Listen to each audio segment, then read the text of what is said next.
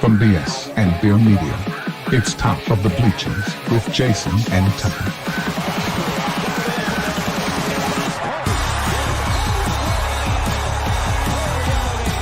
Handoff, Smith coming right, trying to outrun the coverage, makes a cut, gets it. Oh, he's still going. Oh, he's going to score.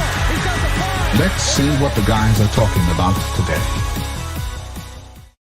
Yo, welcome into the Top of the Bleachers. We are hanging out here on Monday, December the 8th. Special guest Johnny Vegas from the Discord in with us today. So appreciate that. We're going to talk some college football stuff.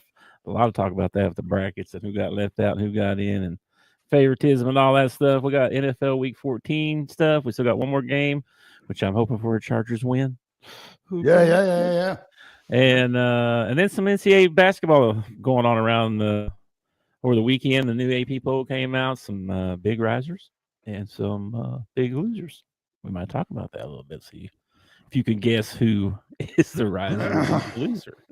I guessed. I was right. Anyway, what's up? Before we get any of that, if you're watching on YouTube, please hit the like and subscribe. You can follow me at Rural Route Tuck. You can follow Jason over there at the Bleacher Pod. Mm-hmm. Yours pops up over there. Mine doesn't pop up. He's special. There you go. Let me put that on there. And Johnny, before we get started, dude, you wouldn't believe how many people tell me that you and I look alike. Never met before, and we get it all the time. I know it. It's crazy. I feel us apart every single time. I don't know what's wrong with people. Strangers in the night. Strangers. Oh. Well, happy Monday, fellas. You have a good Monday? I was off today, so I had a great Monday. I spent mine in Little Rock at the Capitol building listening to education people talk. It wasn't bad. I got some good information out of it. Way to tone that back. I'm going to get you an AD app for way to tone that back a little bit. You know what? Keeping it in perspective, there's a lot of great people in this state trying to do a lot of great things. Yeah. A lot of them are not doing great things, but a lot of them are trying to do great. I think it's the same. Trying. Yeah, I think it's the same at every job. You know, somebody who doesn't do your job tries to make your job easier for you, and instead they end up making your job harder for you. It fails miserably most of the time. That's right.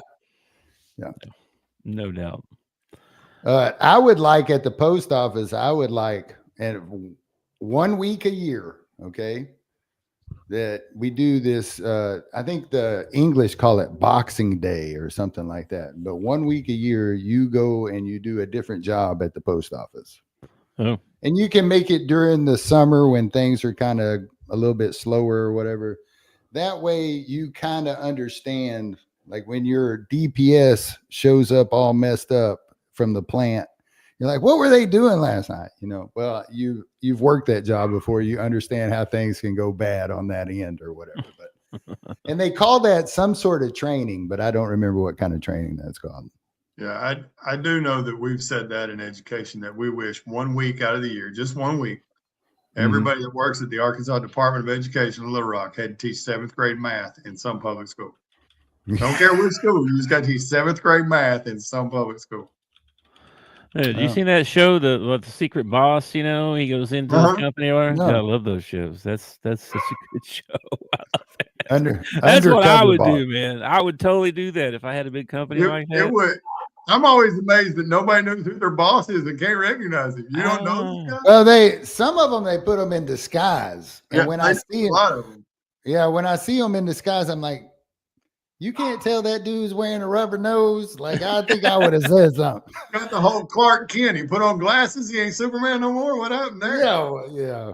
I was watching this one the other day, and they're at the lunch table or whatever. One of the employees jumps up and runs off to go punch the clock or something. He's like, what's going on? She said, well, I get docked. They dock my pay if I clock in late, you know. And he was just like, what? How'd they make that rule without? And I'm like, you're the CEO. How do you not know that's the rule? What do you mean? Come on. So these guys need to learn how to do their jobs too. Anyway, speaking of jobs and bosses and committee chairs. Yeah. What the heck, man? These everybody's quite up in arms about this college football playoff thing. What's your, Okay, my first before we even get started, my first initial thought is people who have never played college football before should not be making choices on who's in the college football playoff. Okay.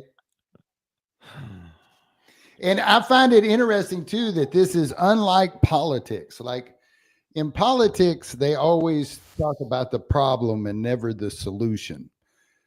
Every year I hear so many people. Matter of fact, I have 4 friends in a Discord thing and have come up with better ways to have a championship game. Hey guys, I'm fixing to be rude. I got to step out 2 seconds. I'll be right back. Okay. All right. Yeah.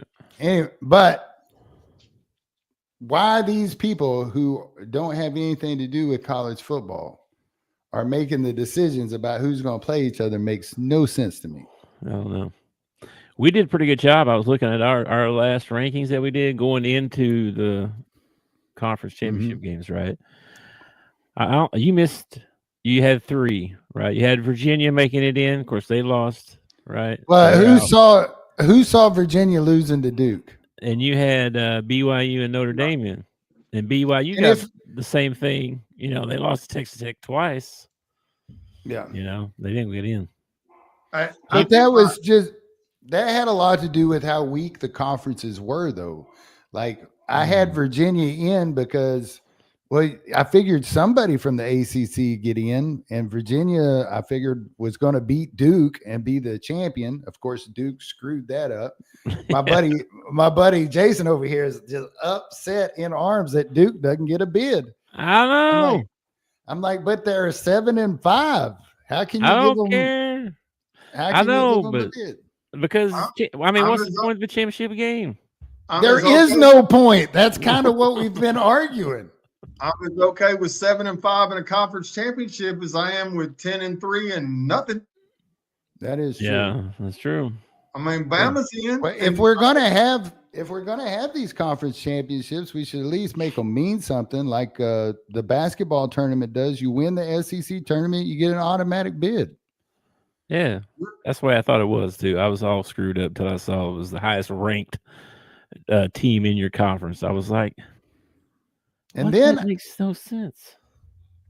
And then I was surprised that Kirby and some of these guys that played for the championship didn't treat it like these baseball coaches treat the SEC tournament, to where I'm not using my good bullpen before we get into, regionals and all that stuff. It might come to that, you know what I mean? That's what I'm saying. I'd be tempted to put my B team out there, especially if I was somebody like Georgia who was pretty sure they were going to get a spot. I'd be hard pressed for me to put my seniors and my starters out there that might get hurt before we even start the playoff. The way they look like that's what Bama did to me. Oh, I don't know. They didn't look good at all. They didn't look good. But they still get in with 3 losses. But is a 3-loss Bama still better than Texas and Vanderbilt? No. If anything, they're equal. No, but the argument, okay, so Vandy, right, should have got in, right? Instead of Alabama, 10-2 or whatever, right? They got one, but Alabama beat them. Yeah. Does that count? Oklahoma got beat by Texas and still made it in. Yeah, but they also beat Alabama, and Alabama got in. So I mean, that's what I'm saying. This makes no sense whatsoever. And then when Juracek is talking about it, he's talking about the half that Alabama played against Auburn. Auburn didn't even have a coach at that point. They had already fired Hugh Freeze, and they were crappy. And he's talking about how good they looked in a half of football against Auburn. Yeah, inspired.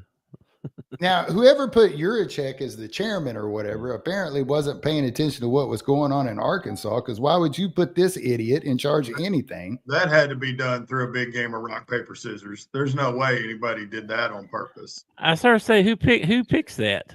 Like, But he's been the chair of that for a couple of years now. It isn't just this year. See, I thought you could only be the chair for a year because Jeff Long was the chair one year. well, he wasn't at the start. I think it's a 2-year cycle because I think it was your check last year too. I have to check that. To be No, sure. it was this guy at Baylor or something was the one, and he stepped down like middle of the thing here, and Hunter took over. So somebody elected him to come in and take over. What's going on? Well, if I had to guess, it was somebody at Alabama. And that's another thing. When we make known who this committee is and who's on this committee, how do we know that there's not things going on in the background, just like in politics, where you've got Alabama lobbyists maybe padding somebody's pocket in order to get Alabama into the playoff? How do we know that kind of stuff isn't going on? Well, it doesn't just have to be Alabama, though, does it? I mean, your checks. No, there's revenue sharing. So isn't there somebody going, well, yeah, we need 4 SEC teams because we're going to get some more revenue sharing out of it. Well, the SEC and ESPN have been in cahoots with each other forever. And if they have any kind of lobbying on this committee or whatever, I'm surprised that the SEC didn't get in 8 teams, to tell you the truth. And that's what Notre Dame's big argument was that, we whooped up on Arkansas, so your check's just taking it out on us. Notre Dame, it needs to keep their mouth shut because they're a bunch of titty babies, won't even continue playing football. We didn't get our way, so we're going to quit. Yeah, I know. Well, they're on their own anymore. There's several teams that have come out and not going to take bowl bids. Florida State, Auburn, UCF, Baylor, Rutgers, Temple, Kansas. Oh, no. Several teams. We're not going to do a bowl? Oh, no. Yeah, I know. It's going to be the collapse of the bowls. Well, that's actually what needs to happen if they want to expand this playoff, which that is my conspiracy theory going into this, is that they are purposely screwing it up so that we can expand the playoff as big as they want to expand it. That's what I think is going on. Okay, y'all brought up a good point, though, on Yurachek and the committee. If Yurachek's SEC, and there are a couple more, and then the Big Ten's got a couple people in the room, and the one team that gets left out that everybody's upset about is Notre Dame, the independent, with no conference rally in the room. Is that why you get left out? Make a call. Join a conference. It's not that hard. I know. They make this excuse. The excuse they make is they have a TV contract with NBC until like 2030 or something like that. And all these conferences have their own, TV networks and TV, what do they call it? Contract. Well, I'm sure there's a buyout clause in there somewhere. There isn't everything. You need to get away from NBC or work some deal out with them and get your butt in a conference, because this is going to continue to happen to you. Plus, how about you play some people? That wouldn't hurt too bad either. You play 2 teams pretty much all year long. You lose the one, you beat one, and then for the rest of the year, you don't play nobody. Yeah, well, next year they got it all set up because they got this thing where if they're ranked 12th or better, they get an automatic bid. You seen that? Sure, keep beating up on Purdue and Northwestern. Everybody's real impressed. Good job. Yeah. All they got to do is finish in the top 12. They get an automatic bid next year. Well, and I'm serious. That's funny, Brandon. I will. Brandon's comment: NBC, no bowl game. Hey, I will say this though. The problem on Monday, you do the selection show on Sunday.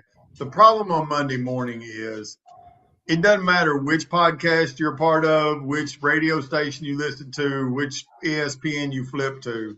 The conversation is the same. The 12 best teams in the country aren't in the playoff. No, they're not. Right. We didn't do it right. Everybody's upset. Everybody's upset at James Madison, but James Madison's just following the rules. They were the highest ranked out of the 6 or whatever. If you're going, and they are cannon fodder. They're going to go to Oregon. It wouldn't surprise me if they gave Oregon a game for half a quarter, and then the speed and the size and everything is going to catch up, and they're going to be cannon fodder. but they earned that right to be cannon fodder. They did what was asked of them. They were the highest ranked team in that group. So I'm not upset at James Madison. If you want to be upset at somebody, be upset at the idiot that came up with that rule. That rule's stupid. That's right. And there's not a G4 team out there that's going to be able to compete in the college football playoffs. You had D1 schools last year, like Arizona State and stuff, that worked their butt off to get there, that everybody knew wasn't going that far. You know what I mean? Having said that, I've known you both, one of you for 40 plus years, the other one for 20 plus years. You're both going to be rooting for James Madison when it kicks off. Oh, man, the greatest thing that could ever happen is for James Madison to go on some kind of run here and make like the semifinals or something like that. That would be freaking awesome. National championship be just that would be freaking awesome. Not going to happen. It's not James Madison and Tulane, because that would be upsetting for me. What I really don't want to see is I don't want to see James Madison just get absolutely embarrassed, which is probably what is going to happen to him. Could be, because it hurts the rest. Like, okay, if the SEC comes out and let's say Ole Miss gets beat in the first round, man, we still got 2 teams, 3 teams in the playoff or whatever. James Madison is representing so many schools out there, so many of these mid-majors that dream of being in the position that they're in. So I would love for them to come out and really be competitive. Yeah. The thing is, too, the 3 of the teams that made the playoff, they don't even have their head coach. I will say this at the risk of being kicked off the show by the Oklahoma fan over here. I do remember you're saying none of those G4 teams could do it, but I remember when Boise State was first making their comeuppance, I remember them beating Oklahoma in a really big bowl game with play at the end, something like that. But still, they beat Oklahoma. Statue of Liberty play to win it. It was crazy. It was crazy. Yeah. It was the first time I had seen the Statue of Liberty play actually used in something other than backyard football. It wasn't in your backyard? That guy scored a touchdown and proposed to his girlfriend. Did you see that? Oh, yeah, that's right. He scored a touchdown and then proposed to his girlfriend. I remember that. Kind of bull crap is that, dude? Wonder if they're still married. I doubt it. Probably.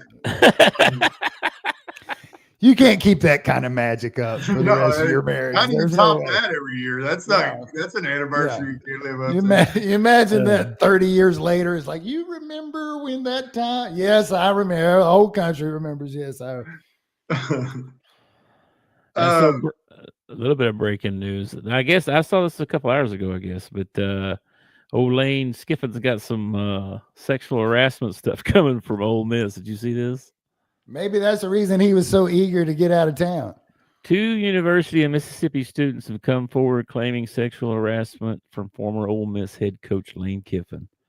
Yeah. LSU officials are aware of the situation and have launched an investigation.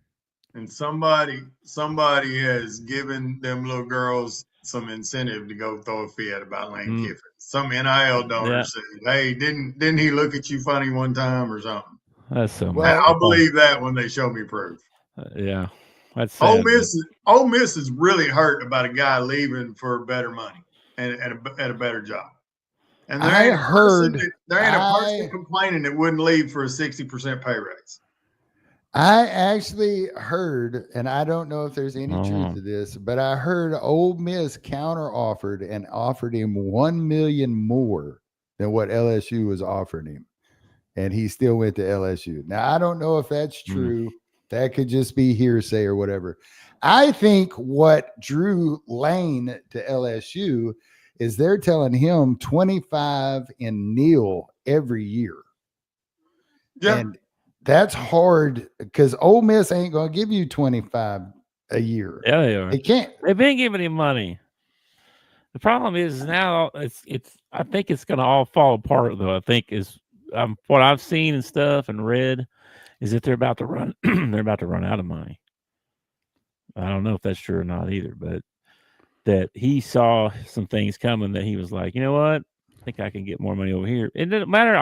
They told the guy at Auburn, the new coach, they're giving him $30 million. So LSU's weak We only bring in 25. 30 mil and Neil. Yeah, which is illegal. Yeah, that's what I was. You know, So is 25. got though. 88 roster spots. What? I mean, Yeah, good Lord. they up that actually to Did 105 they? now. Yeah, they just changed that. So- SEC said they changed it last year, and SEC was like, "No, we're not doing that. We're staying at 85." But I think they are going to 105 now. So I also don't think that this is Lane Kiffin's last stop. I think if he gets a chance at any point to become the head coach at Alabama, that's where he really wants to be. And yeah, I just don't. I think just like I think Saban. I think that statement's a waste of breath because LSU ain't never been anybody's last stop. When's the last guy retired from LSU? yeah. Ogeron, baby. Even Ogeron. Good. When I went down there, I did the whole. Even Saban didn't stay there. He went to Alabama. Well, Saban, to be fair, Saban went to the NFL, got his butt whooped, and then come back to college football. Well, Lane's already done that. So,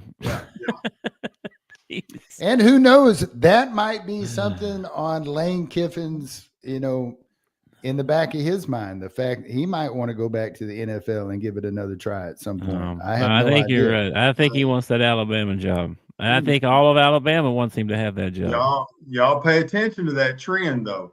College coach goes off the NFL, comes back to college, extremely successful. If that ain't the model for Ryan Silverfish right here on the hill, I don't know what is. Well, yeah, I don't know. That's what Tennessee, or not Tennessee. Who is it that? Oh, that's what Arkansas is hoping is going to happen to Vitello from Tennessee. That he's going to go to the major leagues. He's going to coach in Major League Baseball a few years. He's going to come with his tail dragged back. And about that time, Van Horn's going to be like, you know what, guys, I'm a little bit tired. I think I'm going to quit. We'll just bring Vitello into. Yeah, we'll see how that works out. I don't know. Anyway, what do you think about the other, like some of these matchups though? Like James Madison's got to play Oregon. I think for the first time since we got rid of the old way of doing this and we started the playoffs, I think for the first time you could actually declare a national champion without doing this. I think Indiana deserves to be the national champion. Now, will Indiana get through this playoff and become the national champion? I have no idea. No clue what. But they definitely deserve to be there. They are the most deserving team. Them and Georgia, I feel like, are the most deserving team on the bracket. I don't feel like Ohio State deserves a bye. They played Texas at the beginning of the year, beat Texas. Texas came to them, and it's not like they shillayed them, but they did beat them, okay? And then they didn't really play anybody until they played Indiana in the championship, and Indiana beat them. So, I don't know if you want to count Michigan or not, but yeah, they beat them pretty good too. Michigan was down this year. Penn State was down this year. They didn't have to play Oregon. They didn't have to play Indiana until the championship. Yeah. They actually had a pretty easy road this year, and then they get beat in the championship, and because their name is Ohio State, they get that number 4 spot. I feel the same way about A&M though. I mean, they played all the weak teams in the SEC all year. Didn't have to play Alabama, didn't have to play Georgia, ended up getting beat, didn't even go to the championship to have to face one of those good teams, So they haven't even. And no, that's not right. They beat Notre Dame, right? A&M? Yeah, they beat them by like 1 point or something like that way early in the year. Yeah, they did. So do head-to-heads, do they count for anything? Do head-to-heads count for anything? In some situations. Not in September. I don't think you can take Miami.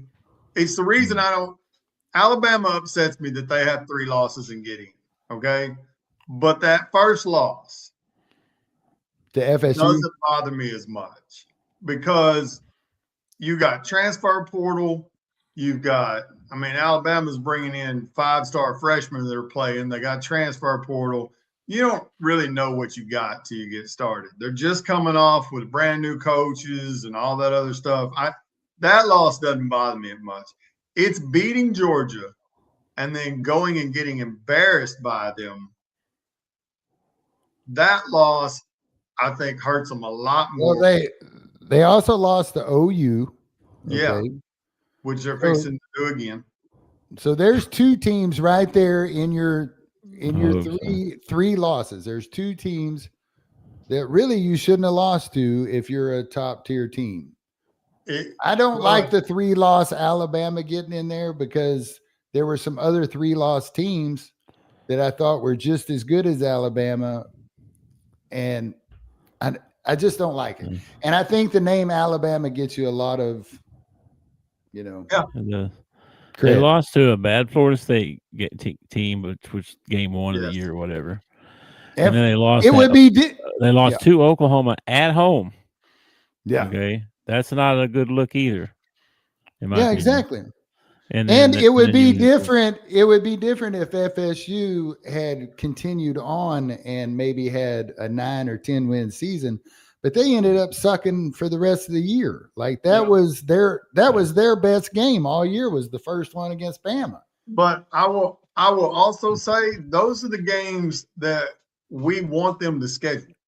We don't want to watch No. Alabama, Birmingham play Alabama in those parts. We want them to go out and schedule those big games. So I don't want that first game of the season to be counted so hard against you when we're begging you to go play those games early.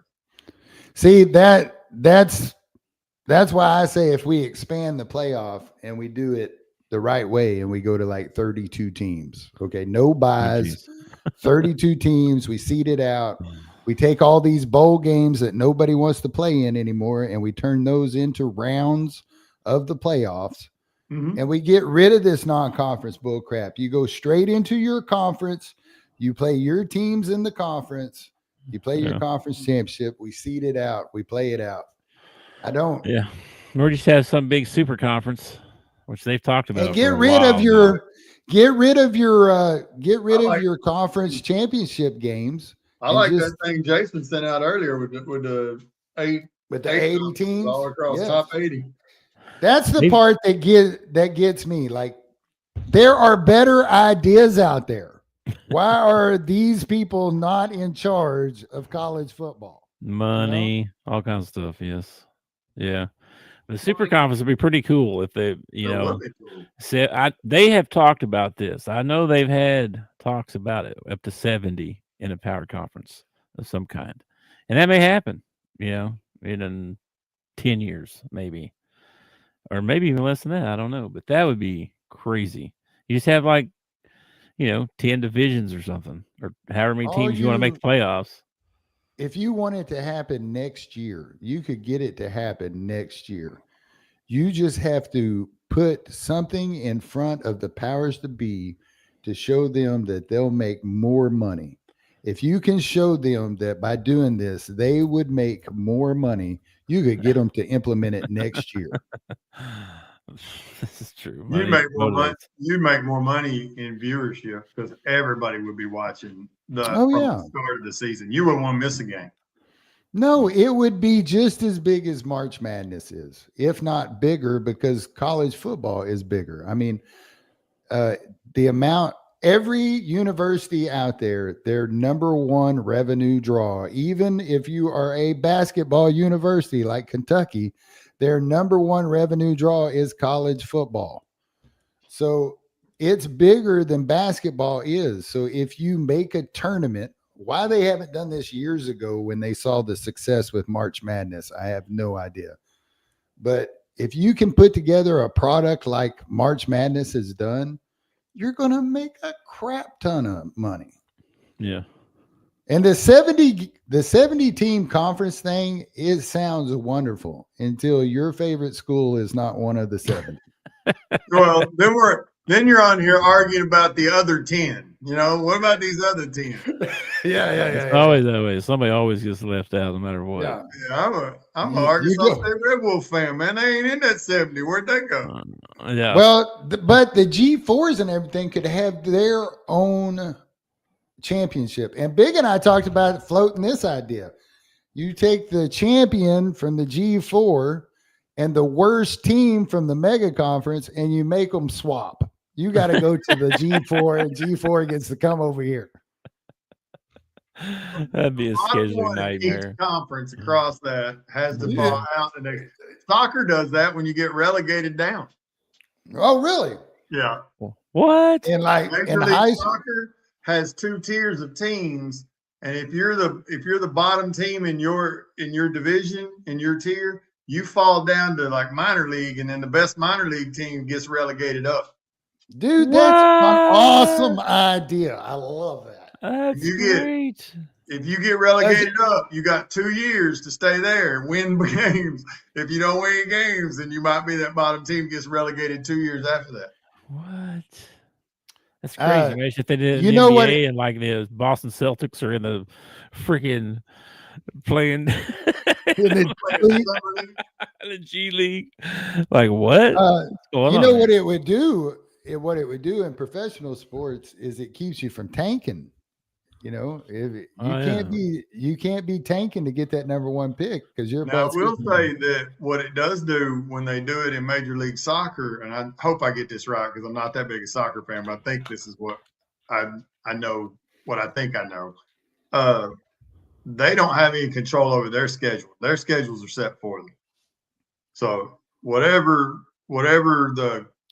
the powers that be set your schedule at, that's what you play.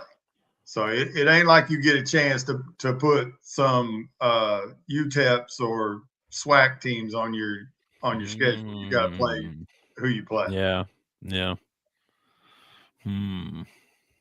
That's interesting.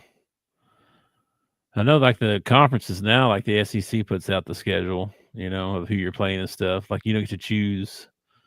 You know, well, I want to play South Carolina this year, you know what I mean, or whatever.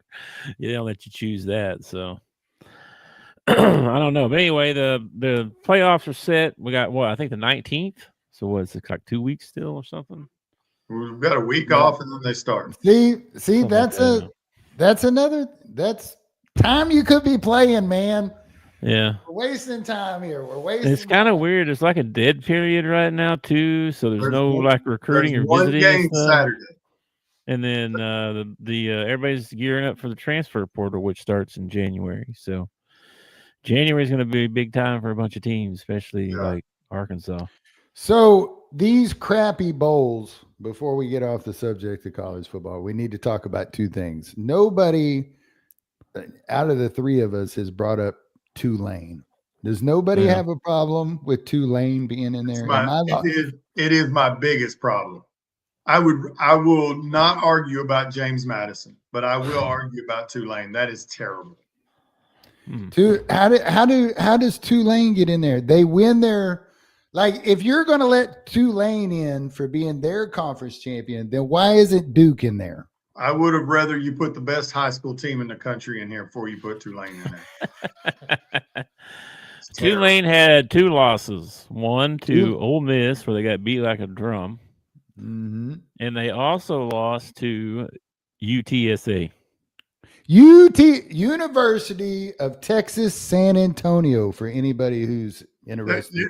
The Roadrunners, baby. The Roadrunners. That's not a good loss right there at all. Not a great resume.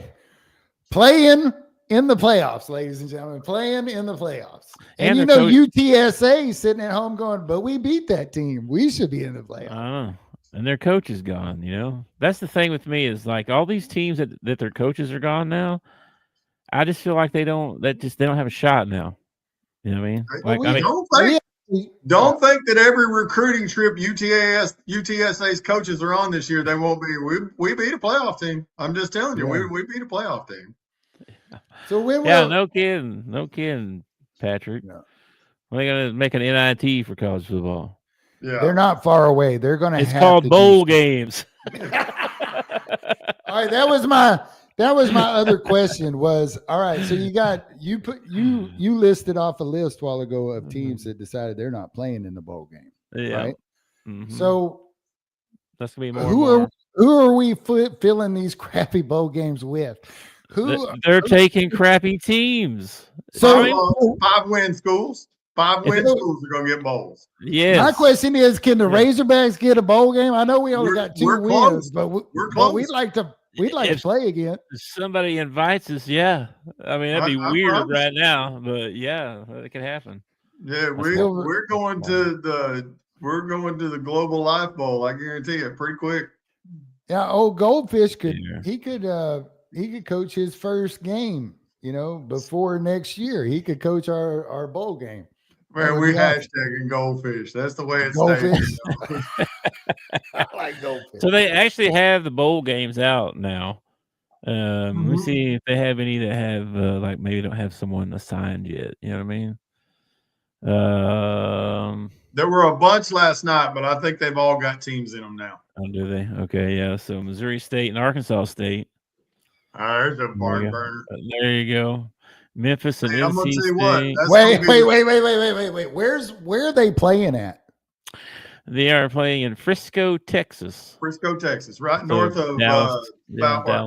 Fort Worth. Yeah. Because I will tell you Missouri y'all can say what you want, but those will be the loudest 12 people in Fort Worth that day. Hey, they're in the Xbox Bowl. The Xbox Bowl. Cool. I'm not even sure they're going to Frisco. I think they just all get on Xbox and play. They play at 9:00 on ESPN. In the morning? No. Oh my gosh. 9:00 at night for a central time zone game. That's the 9 a.m. bowl. That's the Pop-Tart Bowl. That's odd. Yeah, that's the part. The cereal. Well, that's another thing. What about these guys, these corporations that have come in and sponsored these bowl games, and now they can't? They're getting these crappy teams. I'd be mad. I'd probably file lawsuits at some point. I would be real upset in 2 situations. And I'll just use Notre Dame because they're the most notable in all this. If I'm a donor and you have chosen not to go play a game, I'm upset. If I am a sponsor of your team and you wear my Nike uniform or shoes or Gatorade buckets on the sidelines and my product isn't going to go get on TV because your butt hurt over the playoff system, I'm a little upset with you. And then if I'm a sponsor of the bowl who wanted a good team in it, I'm going to be upset. You can't just stay home. That's wrong. I could definitely see some lawsuits being filed out of this, especially if you're tied to a bowl. Like the SEC is tied to certain bowls, Big 12's tied to certain bowls, so on and so on. And they have to go to team number 5 to get somebody to put in there. Yeah, if I'm a sponsor, I'm probably filing a lawsuit against your conference or whatever. Well, not Notre Dame's conference, but when you do start talking about revenue sharing in a conference, I'd be really upset if I was someone in your conference and you chose not to go. All right, there's 3 teams I found that only have 5 wins. One is App State. They're playing the J-Lab Birmingham Bowl against Georgia Southern. The what bowl? J-Lab. That's like the headphones and sound. Those are both Sunbelt teams. Really? The other one is down here. Hang on. Let's see. Rice is 5-7. They play in the Lockheed Martin Armed Forces Bowl against Texas State, who's 6-6. Shouldn't the Armed Forces Bowl have armed forces playing in it? Oh, no, there's a military bowl too, and I bet there's nobody in that is in one of the academies. I don't know. And then Mississippi State. They got a bowl game. Good 5-7. Playing Wake Forest in the Duke's Mayo Bowl. Oh, I wonder if old Levitz is going to be there to do the coin toss or whatever. He does the Duke's Mayo commercials. Does he? Mississippi State got an invite? What? That's great, man. Good for Mississippi State. 5-7. Mississippi State reminded me a lot of Arkansas this year, like except for the fact they actually got over the hump a couple of times. Yeah. The Hogs never got over the hump, but they were like in every ball game that they played. I think their losses were all pretty much by one score. I think JMU wins that one. Tulane or JMU versus North Dakota. North Dakota is like they're the champions of their Didn't they whatever. lose? Every year. I have Didn't no they idea. lose this week? I have no I have idea. no idea. I think they lost. Let me go I look. think everybody was so shocked because they'd won it so many times in a row. I think they lost, but I'd have to go look. Hey, you've got all the bowl games pulled up, Jason. Is there good ones? Is there any good ones? Is there any good? There is one bowl game that I know of that I'm interested in. Let me see. Hang on, let me go back over here where I was at. Look at the scores so I can see something. Let's see. Boise State, Washington. Okay, so none yet. Yeah. Missouri State, Arkansas State. Huh. Memphis, NC State. Blah, blah, blah, blah. That's the championship games.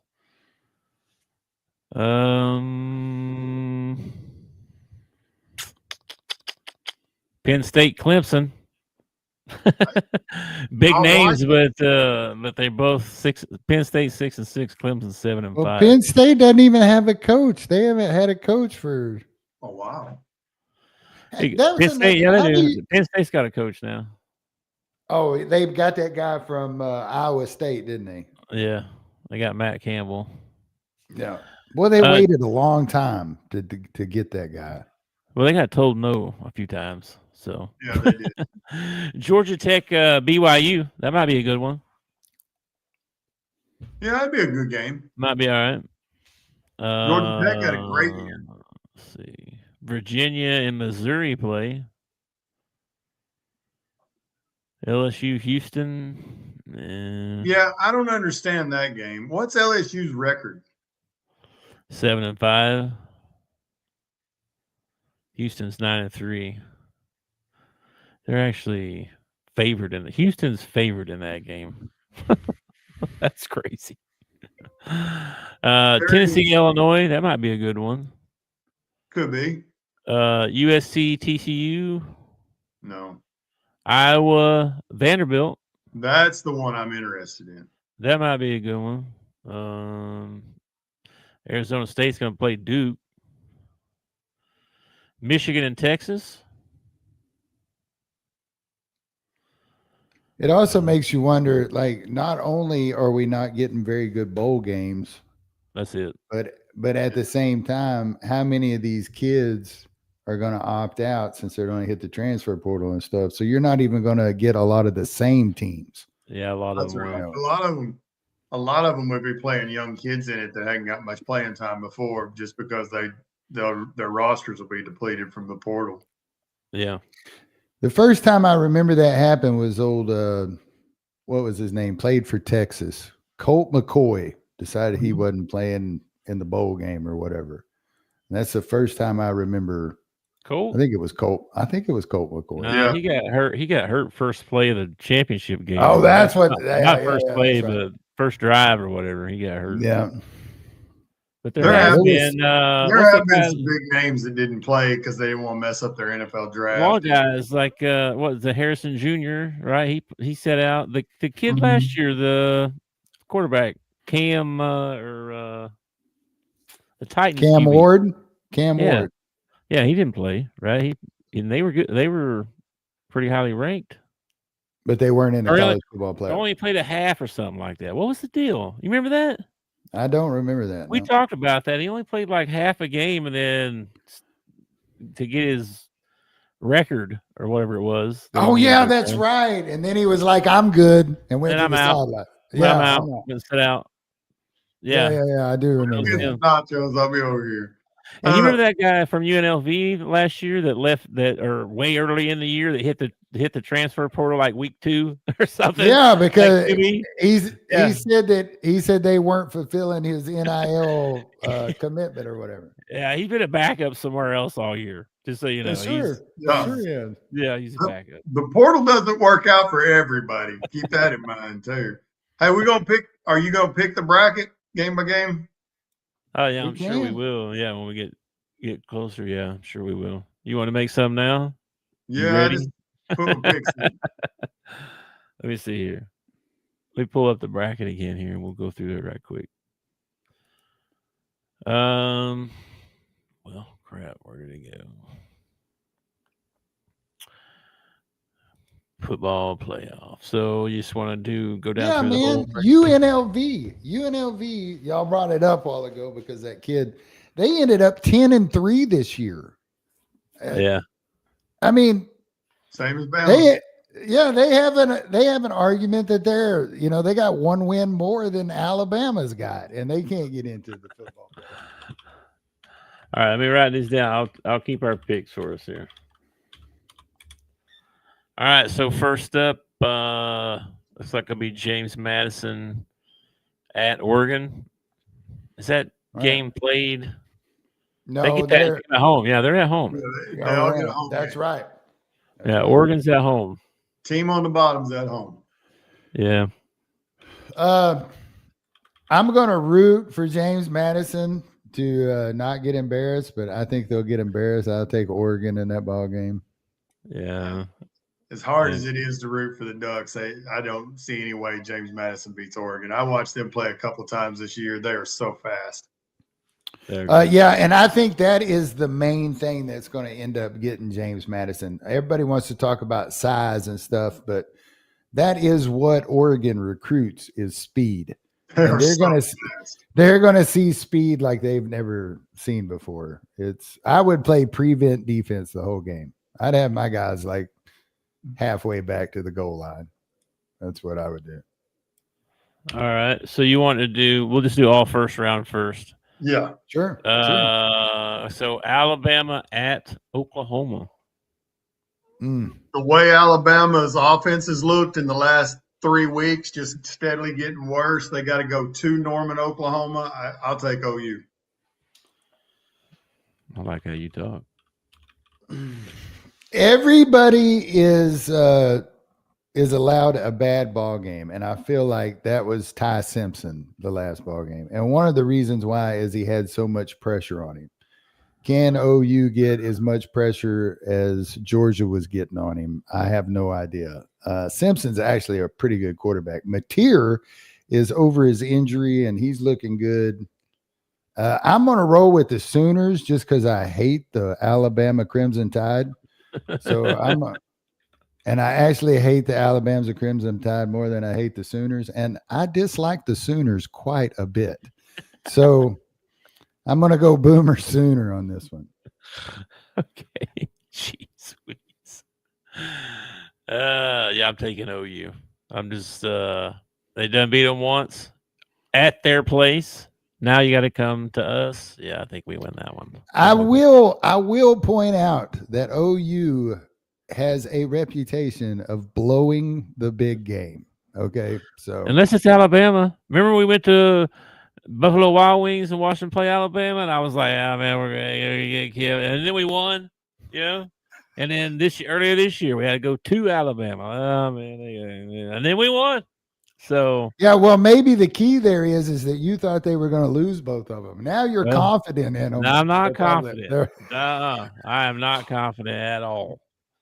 Can't be an OU fan and be confident. You can't have both. No. 10-2. You could back in the Switzer Stoops days, man. You could be confident back then. This is true. All right, let's see here. Tulane at Ole Miss. God, I hate to even say it, but I think Ole Miss rolls them hard again. I think so too. It won't even be a game at halftime. Mississippi's 17.5 point favorite. Yeah. This could actually end up being a ball game just for the simple fact that I have no idea how many assistant coaches went with Lane Kiffin. I don't know what's holding the program together. Ole Miss is going to answer a lot of questions in this first round. Their defensive coordinator. If they can come out and play like they've been playing all year without Kiffin, then yeah, Ole Miss win this ball game. I hope they don't come out and fall apart. I can't imagine your head coach meaning that much. Well, you got the same questions for Tulane. Same thing. They lost their coach. Same questions. I think I'm going to go. Yeah, I think Ole Miss is so locked into proving everybody wrong. I think they just come out and don't. That's what you hope for. That's what you hope for if you're an Ole Miss fan. Minus 17.5. That's not even the biggest spread. The other one's Oregon by 21. See, how can you have that big of a spread in a college football playoff? Every game should be like a 3.7 point spread. It should be a pick 'em, right? Or something. Yeah. Because you let number 23 get in. That's why. I'm gonna go Ole Miss. I'm gonna go Ole Miss just because talent-wise, what they got on the field, they should be able to. All right, that's so one more in the first round. Miami at A&M. This would be a good one, actually. This is tough because, like we was talking a while ago, A&M the only really good competition they faced at A&M, right? They lost. Yes, at A&M. That makes a difference too, I think. That's not exactly true. They beat Notre Dame. Yeah, but Notre Dame always loses one early in the year. Hell, Notre Dame can't get in the playoffs. I ain't no win. Well, all right, I'll go first. I think I'm taking A&M at home since they're at home, and they just lost that game that kept them out. They got a little something to prove. You know what I'm saying? I'm gonna take the U. I'm gonna take the U, and I'm gonna tell you why. I think A&M got exposed last week. I think we found out that they're not as good as everybody thinks they are. I've been calling them fraudulent for the last few weeks, just so you know. I'm still taking them. You got Tuck. I think I'm not a big fan of Elko. I'm going to go with the U. I'm going to roll with the U. Wow. I think they have they have championship tradition, man. I'm going to go with the U. Wow. Okay. All right. So based on our picks so far, we all took Oregon. So in the second round, you've got Oregon at Texas Tech. Is that game at home or is that somewhere? No, that's going to be the Orange Bowl. So that'll be down in Miami, I guess. So Oregon, if Oregon wins, Oregon at Texas Tech, who you got? Not a clue. I'm going back to the Ducks again. I think Oregon moves on. I'm going to say Oregon too, but just so you know, BYU's coach said they lost 2 games, and it was both times it was to the best team in the country. Well, that's what you say when you lose to the same team twice. I think that was his argument for we need to be in the tournament. No, he didn't play everybody in the country, and no, they're not. Okay. Now they do have one of the highest NILs, and they have a lot of high-paid talent on their team. The reason I don't know is because these two teams are pretty much a mirror image of each other. They both have speed. They both like to hit you with big explosive plays. They're not a ground and pound kind of team. This is going to be interesting. This could be a shootout. This could be like 45 to 50 something. This is crazy. What's the spread in this, by the way? Oh, it's not happening yet. There is no spread. Yeah, there ain't no spread yet. Man, I just hate. If I had to guess, Oregon's going to be favored. If I had to guess, even though they're. I hate the West Coast so much that I'm just going to go Texas Tech, man. I think Texas Tech will win that. I think the Big 12 is better than. No, they're not. No, they're not. They are better than the Pac-12. I'll give you that. Pac-12's got 2 teams in it, man. Yeah. 2 teams. Next year, though, they're going to have, what did we say, Big? They got like 8 coming in or something like that. It's going to be Oregon State.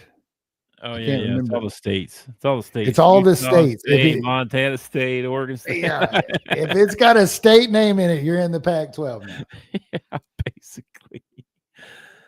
Okay, so the next game would be, so do we all pick Oklahoma? We did all pick Oklahoma. That makes me even more nervous. I didn't hear you taking Oregon or Tech? I'm taking Oregon. Okay. Yep. And then we have Oklahoma at Indiana in the Rose Bowl. I think Indiana is going to end up being your national champ, so I'm going to take Indiana. This is the point in the show where if I had the head thing for their mascot, I'd put it on and pull my Lee Corso out. Indiana all the way. I'm a Signetti fan, man. I think the guy has done a great job. Yeah. I think his people are just. Is this year two? They're focused. Year two. Year two. Yeah. Year two. And you know what that does to other head coaches who just got a job? That puts a lot of damn pressure on them. A lot of pressure. Yeah. He said, I just win. Google me. That's what he said. I'm hoping that oh, that sucks. That's like my the two teams I want to root for had to play each other. that's always how it works out, man.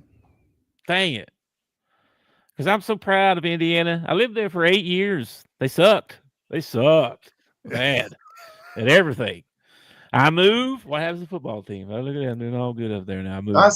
Did I see somewhere this was their first Big Ten championship since like 1945 or something like that? Yes. It's been forever. Indiana is now a football school. They are not a basketball school anymore. I mean, they haven't been a basketball school since what? Bobby Knight? Yeah, no, they've had some rough years. They did have old Calvin Sampson for a while until he nuked the program and ran off somewhere else. Yeah. They're not violations. They're not in the top 25 in basketball. I'm going to pick Indiana, although I'm going to root for Oklahoma probably. Anyway, moving on. The third game, so we all picked Ole Miss. So Ole Miss, Georgia. In the All-State Sugar Bowl game, which I think is in Atlanta, right? New Orleans. Sugar Bowl? I don't remember. Sugar Bowl's in New Orleans. Okay. I don't know. In the Super Bowl in New Orleans, I think. Okay, cool. There you go. It's going to be in New Orleans. Ole Miss, Georgia. I got Georgia. Georgia. Yeah, I'm taking Georgia as well. All right. And then we all pick. Oh, no, you guys picked Miami. So Miami, Ohio State, who y'all got? As much as I hate to say it, probably Ohio State. They're going to get a bye. They get to sit around and rest. Miami's going to be beat up after having to play around. I'm probably going to take away. As much money as they've spent on that team and as much talent as they have, they should beat Miami.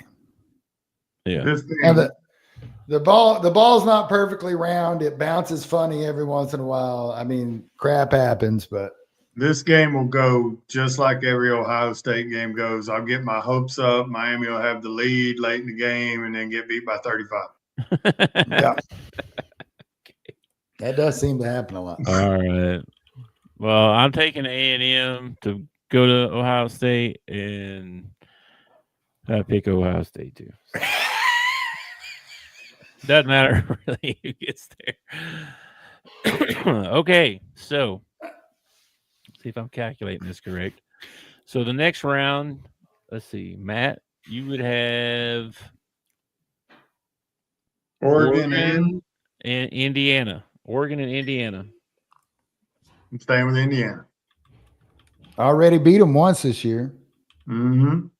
Ain't no reason why they shouldn't be able to do it again. I'm taking Indiana too. You got Texas Tech and Indiana. You taking Indiana? Yeah, I'm taking Indiana. Yeah. Yeah, I'm taking Indiana as well. I got that. We all got the same. Okay. And then the other quarterfinal would be Georgia, Ohio State. Yep. Georgia, Ohio State. Georgia on my mind. OSU couldn't play with the third best team in the SEC. They can kiss my butt.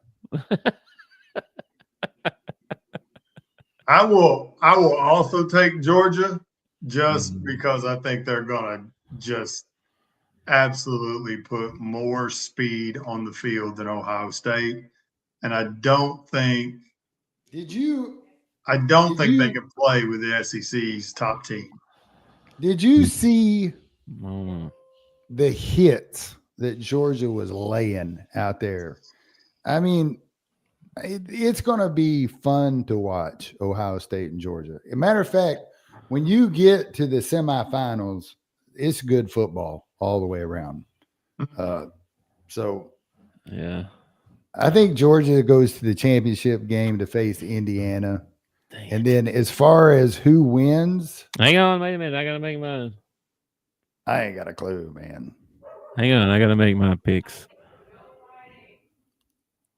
Man, you're gonna take the Buckeyes this is over so Georgia. corny though. You can't end up with number 1 versus number 2. That ain't no fun. It happens though. It happens. Give me Georgia. I'll take Georgia too. At least they're number 3. That's going to be in the Fiesta Bowl, wherever that is. It would be interesting to see Indiana, Ohio State in a rematch for the national championship, but at the same time, I feel like for the last few years, it's been the Big Ten. And every year we talk about how great the SEC is, and every year the Big Ten walks away with the national championship. That's because they got 1. They've got 1. We got like 10. That's why. Whatever. Okay. Championship game is. The one thing I don't want is the national championship game has got 2 Big Ten teams in it. Yeah, that would suck. That would kind of suck, but what I really want is I want Georgia to face James Madison for the championship. Is what I want. Gosh. I'm afraid Indiana's going to screw it up along the way. That's my only fear. If they screw it up, Ohio State, they might repeat or something stupid. So anyway, okay. Championship game. Mr. Vegas. You got Indiana and Georgia. Who you taking? I'm gonna pick it on head coach alone. I'm sold on Stignetti. I'm gonna stick with him all the way. Indiana. Okay. Tuck, you got Indiana and Georgia. Well, I think Georgia's too smart for that. I'm taking Georgia, baby. Georgia's gonna win the national championship, bring it home to the SEC. Not that it helps me out any being a Razorback fan, but still. I'm tired of the Big Ten going home with it. I think this is a special year. I think Cignetti is the man. He's freaking Nick Saban 2.0. Give me Indiana. If you'd have told me like 3 years ago or 4 years ago, I bet your national championship pick's going to be Indiana. Over Georgia. I'd call you a liar. Yeah. Hey, I will tell you, for the Razorback fans in here, I will tell you this. I watched the 2A championship game on PBS the other day. That Danny Beal, the kid out of Cross County that just signed with the Razorbacks, is the real deal. And when he only has to play one direction, instead of having to play offensive line and defensive line for an entire game, he looked a little tired in the fourth quarter, but he is big and he is fast. He can go. So, where do you see him playing when he hits the hill? Which side of the ball? D-line. He'll play D tackle, and he'll be good at it too. He plays a rush in for them right now. He's a little bit big. He's a little bit heavy for that at the college level. He's probably 315, 320. But but the weight program that you hit when you get to a university, a major university, is so much different. Yeah, I don't think they'll take weight off of him. I think they'll shape his weight quite a bit. I don't know that he'll weigh less. He'll look different, but he'll be a man on that defensive line. Yeah, we need that. That was a big flip. He had 4 sacks and 3 tackles for loss and played both ways. Who did he play for? Cross County. Cross County. Right outside of Wynn. I listened to Joe T. Robinson and Lakeside play for the championship. Joe T. just put it on them. So it took second half. Lakeside played really well in the first half. They just ran out of juice. Yeah. I saw Bryant won again, I think. Right? Yeah, they did. They win how many in a row now? It's got to be 5 at least, I think. I saw this coach out in Colorado somewhere, the high school coach. He's won like 6 out of the last 7 or something like that. Yeah, the Colorado divisions theirs out. So there's a tier 1 division and tier 2 division. How did Bauxite do?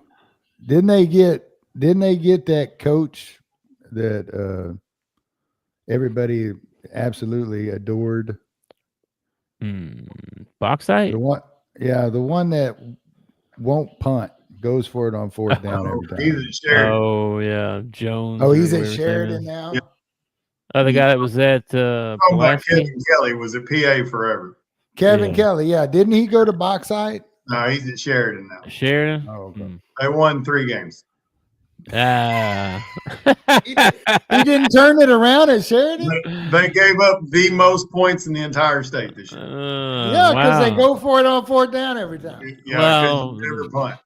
I wonder. I mean, you mean he doesn't get these top paid high school players to come enroll in his school, and they're not so good? Money isn't much, I guess. Oh wow, funny how he's been there. Works. He's actually been there 2 years now. He won 3 games the first year, and he won 3 games this year. Oh my gosh, he's got the world private school, public school.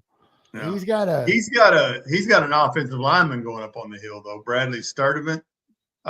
He's got a ride to go up on the hill. I think he's 6'5", about 330, something like that. He's a big old boy. Well, I know we got lots of recruits and stuff going around. A lot of in-state guys stayed around. Yeah. Yeah, old Goldfish put a fence around the. I don't know if that's necessarily a good deal. We're not known for throwing out 4 and 5-star athletes around here. I'm glad there's going to be a lot of local kids, and I'm sure that'll help ticket sales because their mamas will come watch them. But you still got to get on the field with Bama's talent. So I don't know. Mm-hmm. He's going to win right now. Johnny Vegas in the house. What? Hexamore. Hexamore. Hexamore is just Hexamore. We need to have you on more often. I think we got more people watching today than we have like in the last couple of weeks. Oh, bro. Well, we college football. Everybody's wanting y'all now. about to switch to college basketball, and I'm fixing to get real quiet. Well, I started to say we talked for an hour already on football. I told you that this playoff thing was going to take a whole show. I told you that. You not been watching basketball? I haven't. I don't really watch a lot of college basketball until college football ends and we get to January. The early college basketball season, it's so hard to tell who's any good, and they play at odd times. It's like 10:30 on a Tuesday, and then Arkansas is playing somebody, and I miss games because I don't ever know they're on. Well, there's been some really good games. Been some good ones so far. I did get to catch. I got to catch the Fresno State game the other night. It was pretty good.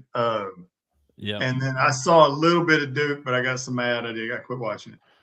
So I have a little old woman. I shouldn't call her old. I have a little lady at church. Her name is Miss Hope. Miss Hope and I talk about them Arkansas Razorbacks every time she walks in. When it's football season, we talk about football and it's basketball. And she is already on to basketball. She's pumped up about the season. She was upset at Thomas and Billy Richmond and how they acted during that ball game. and getting thrown out of the ball game, and he just walked by and threw an elbow. I don't like that dirty play on my Arkansas Razorbacks. So, Yeah. Thomas, Richmond, if you're listening, y'all quit that. You're upsetting Miss Hope now. I will say that I need the NCAA officials. I've watched a little bit of Duke and the Fresno. I watched them go to Michigan State. I saw that game. If we're going to have a rule that says you're not allowed to hook, we need to call when you're hooking because they're bad about it. Yeah. My goodness, we just wrap our arms around people. And that Boozer for Duke is really good at it. He uses that elbow. He throws it out, and he'll roll that elbow around. He's really freaking good, though. He is good, yeah. He's gonna be a one and done.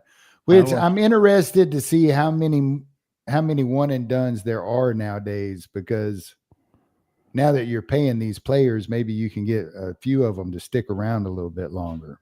I think if they tell you you're for sure, well, if you're a generational talent like Cooper Flagg and you're going to start in the NBA, go to the NBA. It seems like if they tell you, you I think you could get in the first round. Yeah. They're like, all right, I'm out. I'll go or whatever. But I don't know. That might change, like you said, because they're paying them more and more and stuff. And did you see this thing that Coach Cal did, the Neal insurance? I thought we might bring that up. Yeah. Oh, that's crazy. If I donate Neal to the team or to a particular player, if I donate Neal to a particular player, and that player hasn't played by January 15th, if he hadn't gotten off the bench by January 15th, I get my NIL money back. No, not on the bench. It's if they get hurt. Oh, if they get hurt. If they get hurt before, if they get hurt before half the year or something, they get January 15th, they get their money back. But yeah, not just playing time. That's after January 15th, they get half back. Yeah, that's crazy. See, that ought to be playing time. If you can't be good enough to get your butt up off the bench, I ought to get my NIL money back. See, and I'm even a step further than that, because I would tell Brazil, if you don't rebound, I want half my money back right now. Brazil's one of those players. He really frustrates me because he'll come out one game and he'll put up 30 points, 10 rebounds, look like the greatest player ever. And then he comes out in the next game and somebody makes him mad. Somebody on the other team makes him mad. And now all of a sudden he can't go without fouling. He ends up with 7 points, got no rebounds. It's like, it is. Yeah, I feel like it is real easy to take him out of his game. Go in there, call him a name, push him around a little bit. You'll get him to react. He'll be one of those that ends up getting kicked out of the game because he reacts. Well, Billy will definitely react, but I feel like Brazil's been more consistent this year. Like the one game with Michigan State, for sure, that happened. Absolutely. Yeah. Kid got in his head. Well, even when he went up against Boozer was pushing him around, and it kind of affected him in the second half of that game. It was like I think Boozer might have just been better than him. Boozer is better than him, but you still got to play against those guys that are. Well, if they're better than you, there ain't a lot you can do. It's just, you can do something. You know what I mean? Yeah. Keep him in front of you. Jeez. Yeah. There's some good games, man. Arizona is the new number one. I don't know if you saw this, but they beat somebody last night or a couple nights ago. Oh wait, before we need to talk about these risers. I'm getting into the AP poll. That's what I'm doing right now. Okay. The AP poll, Arizona. I don't know if you've seen Michigan play, but holy smokes, they're really good. Oh wait a minute. Oh heck, some more. He just special guest, man. You can be a special guest too. You can be a special guest. All you need is high-speed internet and an email address. You can be a special guest. We may have a panel of 4 before it's over with. Never know. That'd be good. Unless I got to talk. When does SEC play start? January. It's pretty quick. Yeah, it's coming up pretty quick. January 4th or something like that. Yeah. Yeah. But they're playing everybody that was in the Elite Eight last year. I will say this. That That is my favorite thing about Calipari. He ain't scared. He ain't scared of nobody. He plays some talent up front now. And what's great about it is I think he knows, you learn more from getting beat by Duke and getting beat by Michigan State than you learn from blowing out Murray State. You learn so much more about your team, the things you need to work on, the things that, you need to get better at. And when you go in and you put, a butt whooping on Murray State, you don't learn anything from that. It's a good time. Everybody has fun, but you don't learn anything from it. Wow. This is crazy. The new AP poll came out, bro. You know who the biggest riser was? I'm going to take a guess. Woo! Pig! Was it the Razorbacks? It was. They moved up 8 spots all the way to number 17, which is crazy. Cool. And then I was going to look for the biggest fall, right? And the biggest fall that's in the top 25. Okay. Yeah, I'd have to go with. No, they're not in the top 25. They're not top 25. What? No, whoa. The biggest fall in the top 25 was Tennessee. They dropped 7 spots. Kentucky is not in the top 25. Kentucky fell out of the top 25. Yeah, the $22 million roster. Kentucky. I think there's smoke. I think there's smoke coming from Kentucky. They're about to name a new pope in Kentucky. They're about to get rid of their pope. Kentucky and Indiana aren't in the basketball top 25. Indiana is, I think, ain't they? I don't think they're in the top 25, are they? No, they're not. They fell out too. Holy crap. But Indiana's in the college football playoffs. And Notre Dame didn't get into playoffs. It might be into times now, I'm telling you. It may be. Yeah, dude, Kentucky fans are crashing out, man. Dude, by the end of the first half the other night, who were they playing? Who'd they play? Gonzaga. At the end of the first half, Kentucky fans were standing and booing their own team as they went into the tunnel. And this was like a home game for them, bro. There was like 90% Kentucky fans. Yeah. And they got booed. I mean, bad. Like the whole second half for sure. Dude, they are crashing out, man. I'm telling you. Because I scan channels all the time, and Kim swears that the only thing my TV gets is sports channels. I did stop and watch probably 90% of Vanderbilt play the other night. Mm-hmm. And on their home court, which, by the way, is a hard place to sit and watch a game. Put your benches on the side where they belong. Quit being stupid. And they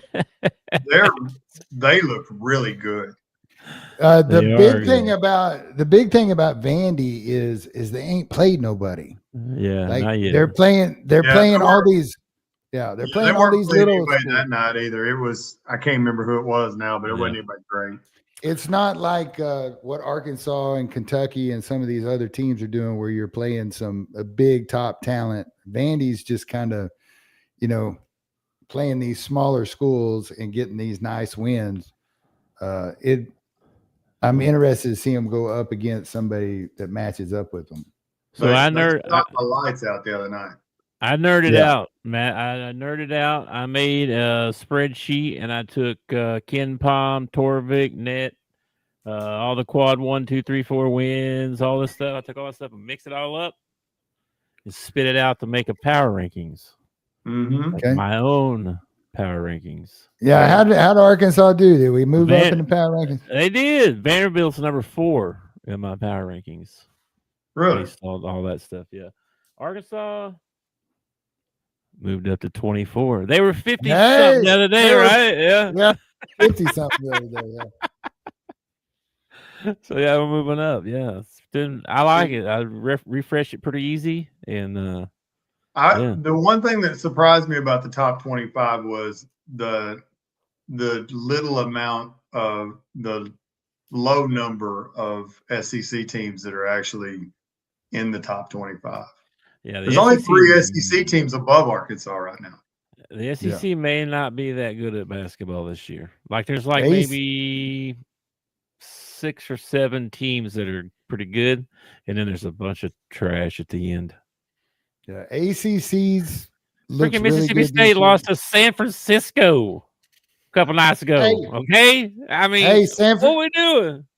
can you give me an NBA player that came from the University of San Francisco? Bill Russell.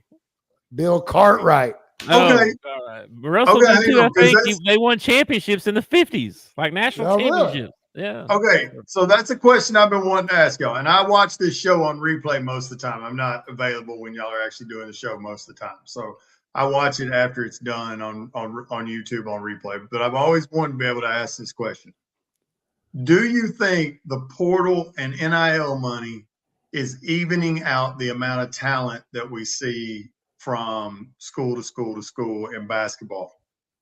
In basketball, I don't think it is in football. I think the top teams get the top talent still in football. I But think I wonder in basketball if it's not evening up a little bit. I think in football, I think it's evened it out in, say, the top 20 teams. Like the top 20 teams in football, it's kind of evened it out there. Yeah.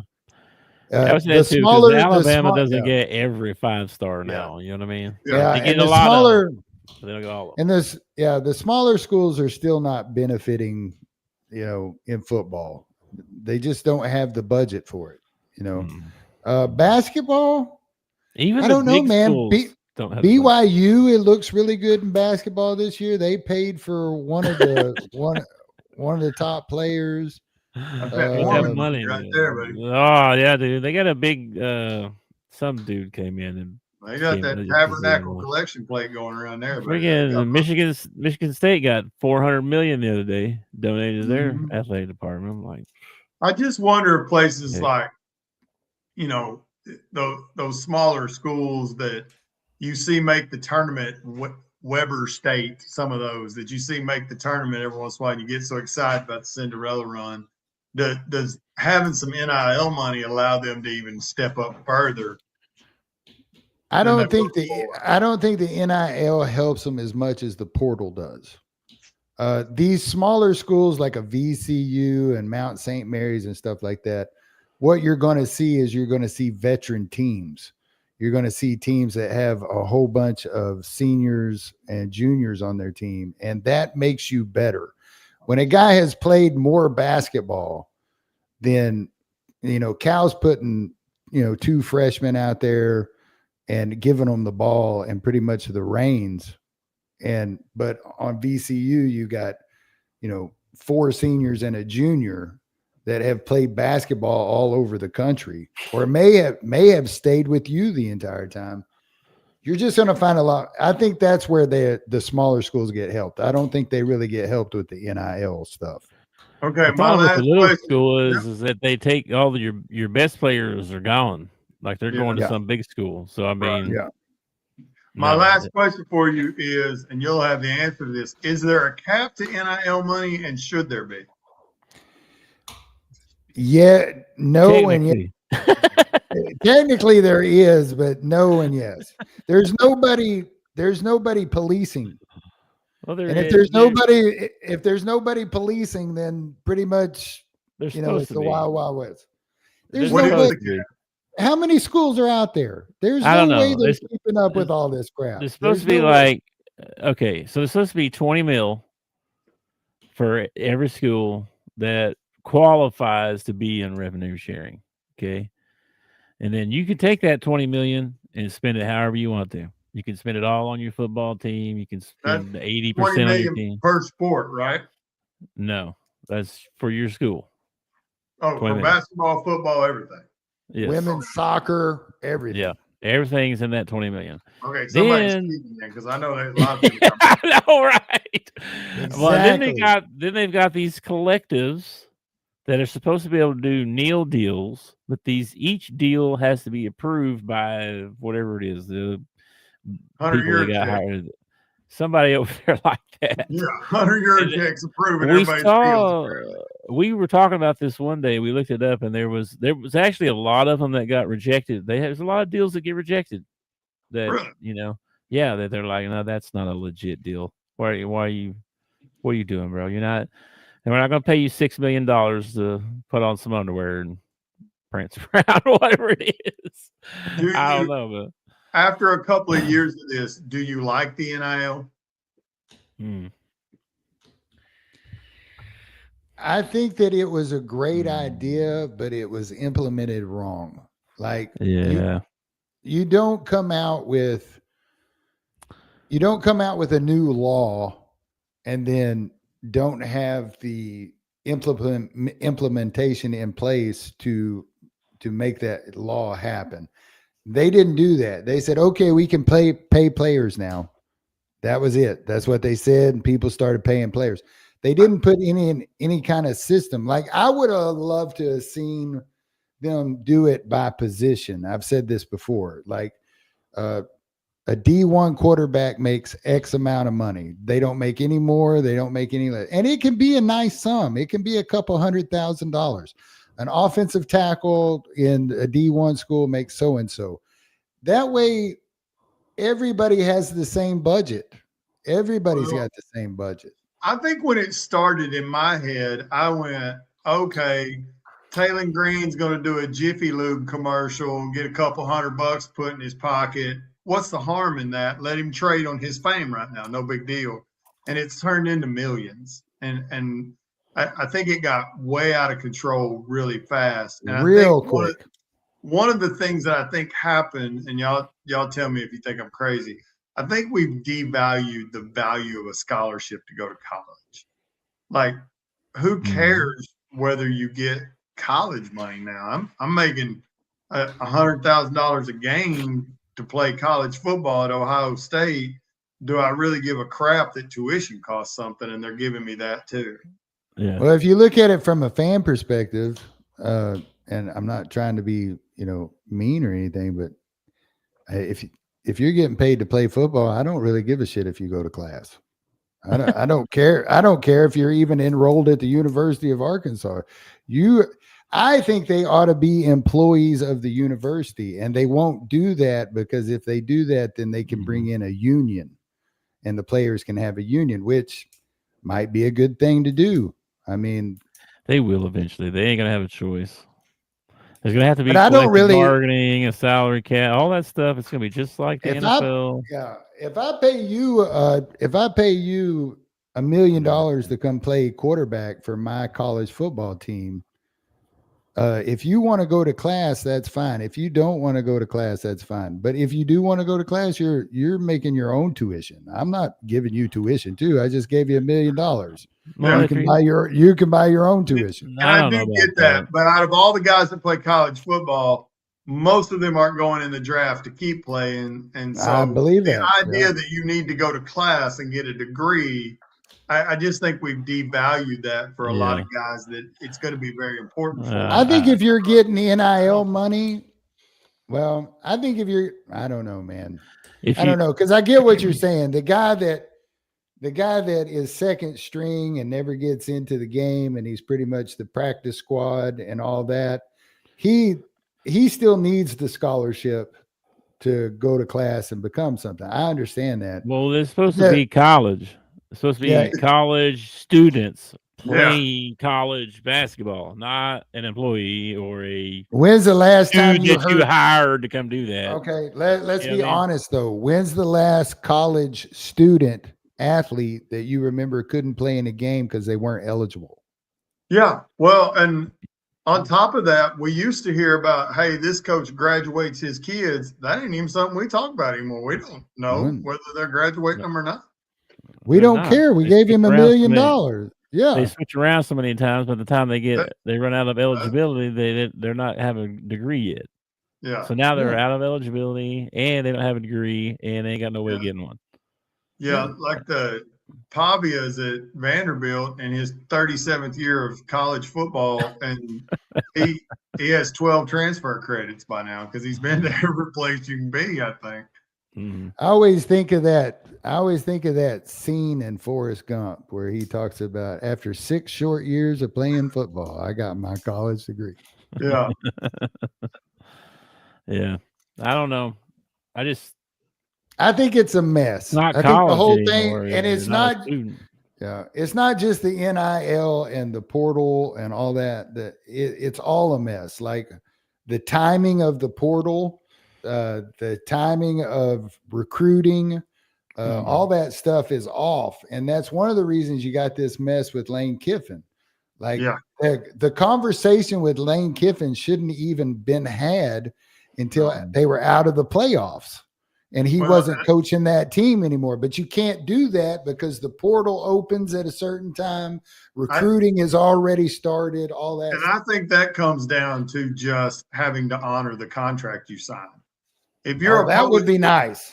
If you're a public school teacher in the state of Arkansas and another public school in the state of Arkansas wants to hire you, I can hold you to your contract to the end of the year and then you can go to that other school, but you can't break your contract and go to work for another school.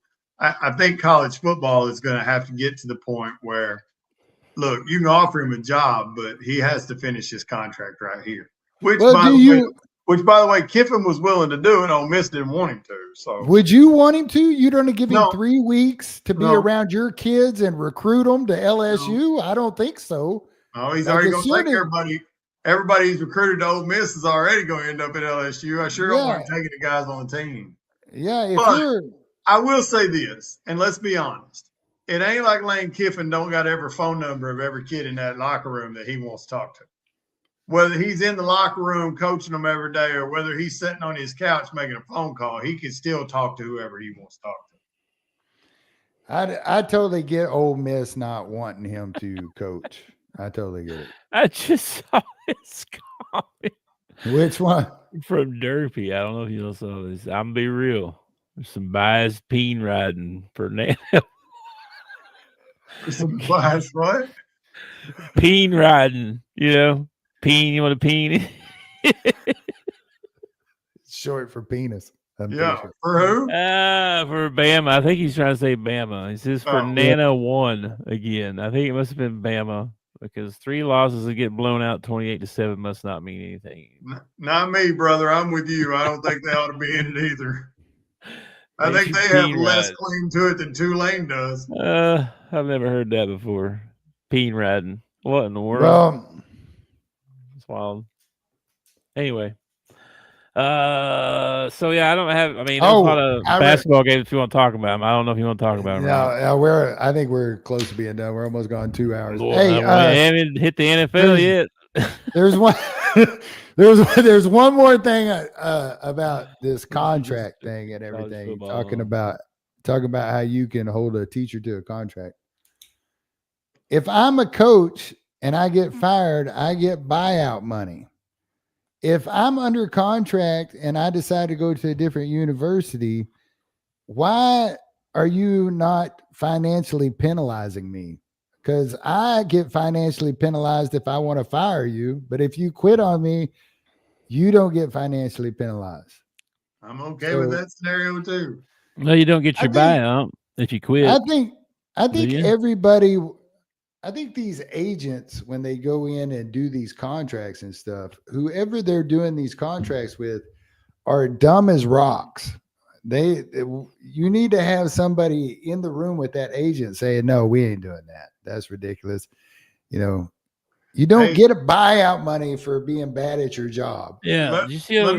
Let me be honest with you though. Y'all take a look. 90% of the major college coaches all have the same agent. Yes, I know. He's the one dude that's running the whole show for the coaches. And not just the coaches, but the commentators, the pundits, all that stuff. A lot of the athletes are represented by the same people. You won't get somebody come out and speak against what he's doing because he's your agent.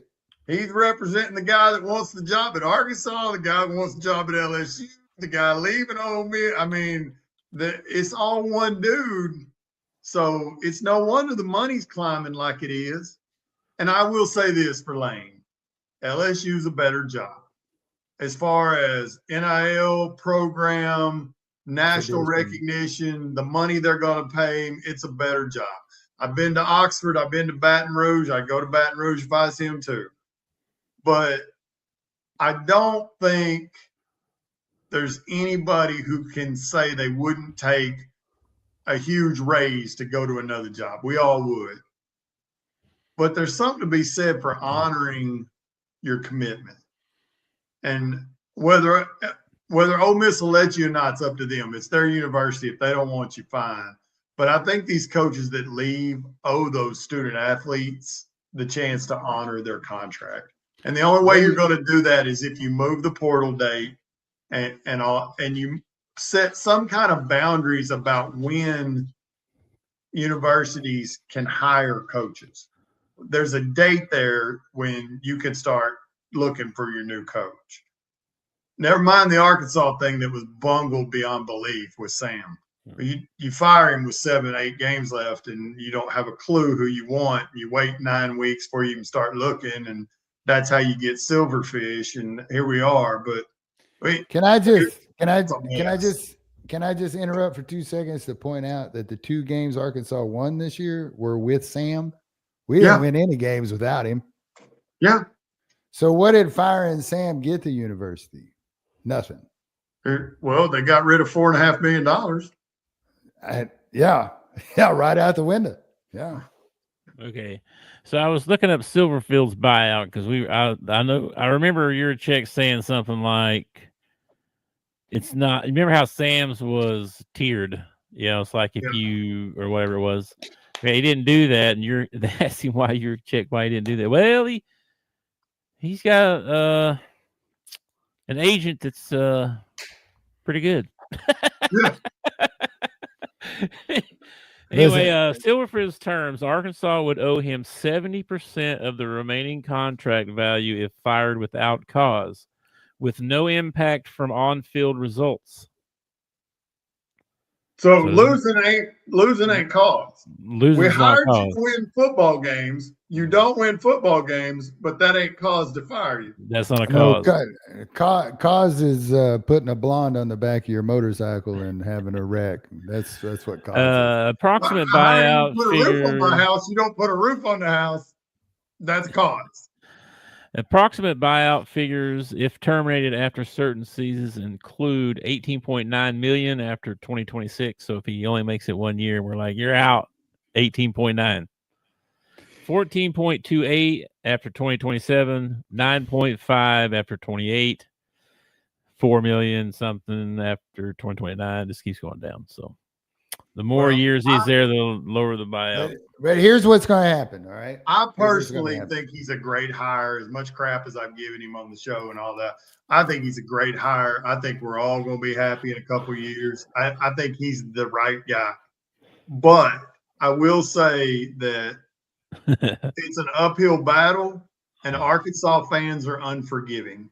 So if you can't do a Signetti in 2 years, you're going to be in trouble. Well, here's the other thing. If you do a Signetti in 2 years, Arkansas ain't keeping him. No, he's going to be coaching. Why not? We'll just pay him $20 million a year. Because this isn't a destination school. This is a stepping stone school. We don't want to be that anymore. We're going to be. We can change. And as far as him doing better, I mean, could the bar be any lower? 2-8. I mean, come on, man. Surely you can do better than 2-8, right? Yeah, 2-10. Although I saw next year's schedule. It's gonna be tough. 2 wins might be where we're at. They already put that out. What's next year's schedule look like? It's not good. I pulled it up the other day. The non-conferences, there's 2 of the non-conference that are fine. There's one that's going to be a game. Ooh, hold on. Oh my gosh, my whole screen went black. Oh no, that ain't good. Let's see. Football schedule. Oh my gosh. I just clicked on somebody. Let's see there. All right. No, this is not updated. This only has this year. That's all mine's got too. I know we play Utah. Yeah.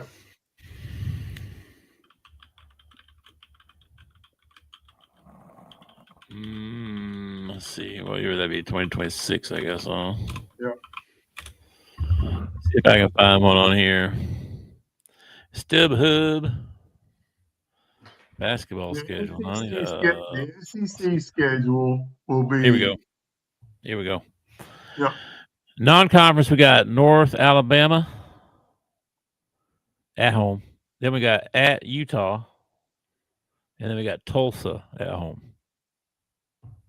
So you start the season 2-1, and then the SEC kicks in. Yeah, Georgia, LSU, Missouri, South Carolina, Tennessee, Auburn, Texas, Texas A&M, Vanderbilt. 2-8. That's rough, bro. That's so rough. Well, Oh my gosh. You Man. sneak up, win one, you're 3-9, and everybody goes, "Well, we won one more game." Big and I talked about this the other day. It's by the time the first game rolls around, we'll be drinking so much Kool-Aid. We'll have us in a bowl game. It'll be amazing. I'm pouring the Kool-Aid. I'm telling you, this is the dude. He's gonna be the one. Oh boy, man. You see the assistants he brought in? I think Oh yeah, I was blown away. A whole bunch of people you never heard of.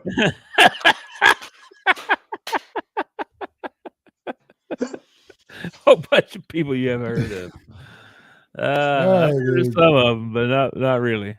I was really trying to find a reason to get excited, so I went and looked up his coaching tree. Where did he come from? Who did he coach with? You know, because was he a Saban assistant like some of these other guys have been? And Norvell's the best I could do, man. That ain't good.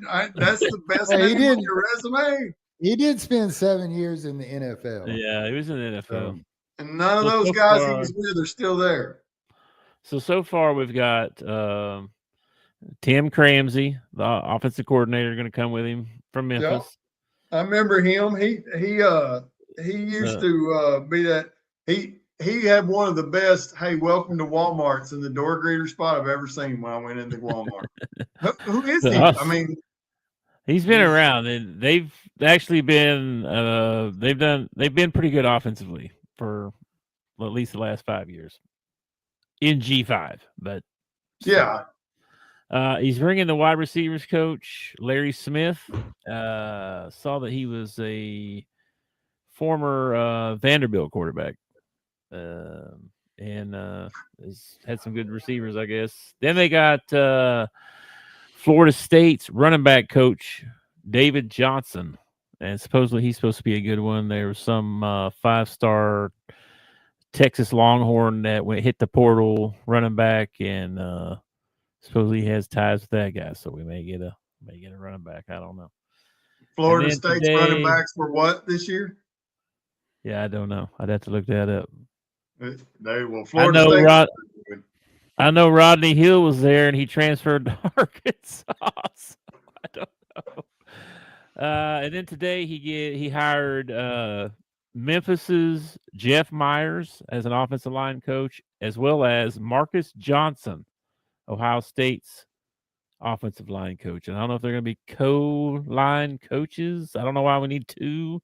Well, I like the name Ohio State in there. At least so one of them get interior line and one of them get tackles and tight ends. Johnson's ex-NFL offensive lineman. He played for Silverfield when he was with the Vikings, so that's how he knew him. So man, everybody starts somewhere. I mean, at one time, Saban was an assistant with nobody and had to get the job, and so it'll be what it's going to be. But Saban was an assistant to Belichick. Oh, okay, I know, and I get it, but maybe this is the guy. Oh man, Hexamore went 3-9 already, one conference win. Oof. Yeah. Oof. I just glanced and I thought 4-8, 2 SEC wins. I don't know. I have to look at that again when we get closer. Dude, I'd be happy with a SEC win. We didn't win one game in the SEC this year. If you get 4 wins, you doubled your win total. I think that's pretty good. I mean, I'd like to see him come in and win one of the trophy games. You know, we got the one with LSU, we got the one with Missouri, and we got one with Texas A&M. If he could win one of the trophy games, that would be awesome. I just would like to see, honestly, his first year, I just want to see some growth. I want to see us do better. I Bro. want to have some optimism about year 2. You know what I mean? I don't want to get halfway through year 1 and be like, okay, time to fire this guy. Let's move on to somebody I else. want to make an SEC opponent punt. That would be nice. That would be really nice. I would like Just that. one SEC opponent that had to use their punter would make me thrilled to death. This is kind of weird, dude. We have a bunch of home games next year, like 7. That's because it works out that way because we did not have that many this year. So we got North Alabama, Tulsa, Georgia, LSU, Missouri, South Carolina, Tennessee, all at home. And that first 4 stretch there of the SEC is all at home. 5. Our first 5 SEC games are at home. I like it. Georgia, LSU, Missouri, South Carolina, Tennessee. That makes Georgia, LSU, did you say? We got to play Georgia next year? Yeah, Georgia, LSU, Missouri. South Carolina, I'll give us a shot on that one, maybe. Tennessee, Auburn, maybe. That's the 2. We're going to play Missouri early in the year. Usually we play Missouri around Thanksgiving. No, are they in the right order on your list, or is that just who we play? There's no time or TBA or anything like that. It's just got them listed. I don't know if this is the right order or not. I assume it is. That would be weird to have all your home games at the start and none at the end. Well, they put all the non-con games are the first 3. Yeah. But then I guess, well, I don't know. No, there's no date or anything for the SEC games. Yeah. So those may not be set yet, like the order. Yeah, because usually we play Missouri toward the end of the year for the Battle Line rivalry. Which hey guys, this has been a blast. I feel like I've wasted your time, but I've got to go to a band and choir concert. Oh, geez. All right. That sounds like a waste of time. But go ahead. Well, enjoy yourself. Thanks for joining us, man. I really did enjoy it. Y'all have a great time. Y'all can talk actually like basketball with people who know something about it now because I don't. All right. Have a good one, guys. All right. Later, man. Don't forget your shout out for mental health at the end now. Okay. Gotcha. All right. Move him out of here. I'm glad that guy's gone. That bozo come in here busting up our show. Yeah. Yeah, whatever. Well, I mean, we've gone forever. We almost went 2 hours. We're an hour and 55 minutes right now. We talked college football the whole freaking time too. I mean, that goes. Oh well, I don't mind. I mean, I don't care. Well, we talked NIL and we talked portal. Okay, before we go, then you got anything in the NFL that stood out to you yesterday besides Chiefs suck? Chiefs have the same record as the Dolphins, which makes me very happy. I told you earlier in the season that Chiefs losing is the cure for ED. Saints end up beating the Bucks yesterday, which was crazy. Baker Mayfield looked like the Baker Mayfield that got run out of Cleveland instead of the Baker Mayfield that he has been.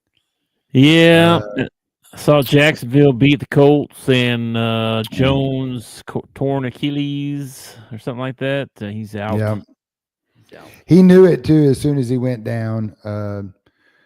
Washington Commanders end up getting beat. Jaden Daniels goes out hurt, and Ertz had a nasty injury. Did you watch that? I sent No, I'm not watching that. I sent you a message back and said I'm not watching that. The name of that title of the dang video was something crazy. And I was like, no, I'm not. Dude, it's a nasty injury. But Ertz Isn't he the same guy that was with the Bears that got his leg broke down in the end zone that time? Is this not the same guy? I don't know if that was Zach Ertz or not, man. Was it? I don't know. I guess not. What was that guy's name? I wonder. I thought it was Ertz as well. It could have been. I don't know. Anyway, remember the guy for the Eagles? You know what I'm talking about? Or no, he's the Bears. He played for the Bears. Don't really remember that. I try to take nasty injuries and block them out of my mind. I do too. No, I'm not watching your video. No. What else? Let's see. Eagles play the Chargers tonight. I need the Chargers to win to keep the Cowboys' hopes still alive.